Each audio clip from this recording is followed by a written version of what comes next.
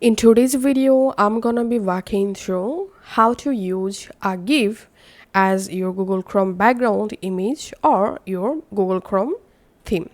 So first of all, let's download a GIF. So on my Google Chrome browser, I'm searching here Firefly and selecting here images, and here clicking on tools, hovering on type and selecting here GIF.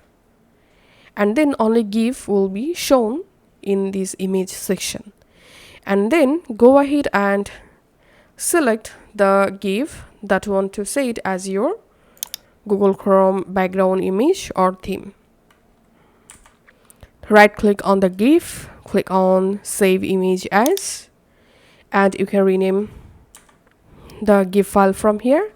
So I'm just saving this GIF for example, and now open a new tab on your Google Chrome browser and click on this edit icon to customize your Chrome browser. In here, click on change theme, and here click on upload an image.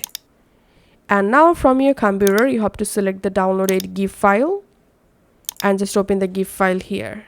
And as you can see, I've successfully added this GIF as my Google Chrome background image or theme. Thanks for watching.